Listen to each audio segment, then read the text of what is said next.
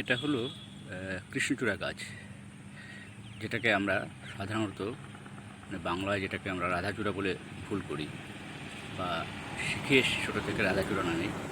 আসলে এটাই হচ্ছে কৃষ্ণচূড়া। এই যে এই যে পুংকেশরটা বা পুংদণ্ডটা, এটা হচ্ছে কৃষ্ণের মাথায় যে পালকটা থাকে বা ময়ূরের পুচ্ছটা থাকে, ঠিক সেইভাবে রয়েছে, এই জন্য এটাকে কৃষ্ণচূড়া বলে। আসলে আমরা যেটাকে কৃষ্ণচূড়া বলি ওটা অ্যাকচুয়ালি গুলমোহর। এটা কিন্তু অ্যাকচুয়াল কৃষ্ণচূড়া। বিভিন্ন কালারের হয়ে থাকে। এটা হচ্ছে সাদা হলুদ মিক্স। হ্যাঁ, গাছটা জাস্ট গুল্ম জাতীয়, বৃক্ষ জাতীয় নয়। যেটাকে আমরা কৃষ্ণচূড়া বলে ভুল করি ওটা গুলমোহর, যেটা কিনা বৃক্ষ জাতীয় হয়। এটা কিন্তু খুব বেশি বড় হাইট হয় না। এটা আপনার এই মোটামুটি হার্ডলি 10 ফিট এরকম হাইটের হতে পারে। আর এই হচ্ছে তার ফুলগুলো, বীজগুলো এরকম হয়।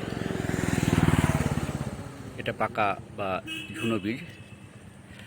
পাশেই হলুদ গাছও আছে, আমি দেখাচ্ছি, এখনই দেখাচ্ছি হলুদ ফুলটা আর কি। এই যে কুড়িগুলো সুন্দর হয়ে আছে, এই যে কৃষ্ণের চূড়ার মতো।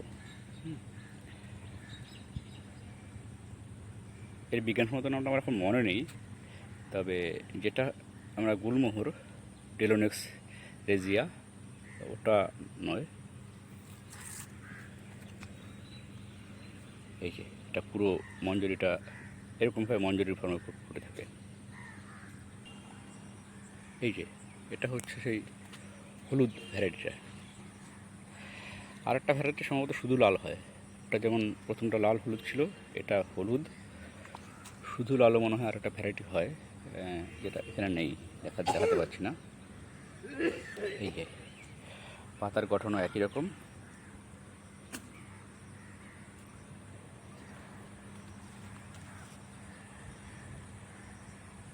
এই হচ্ছে কৃষ্ণচূড়া। রাধাচূড়া বলে কেউ ভুল করবেন না।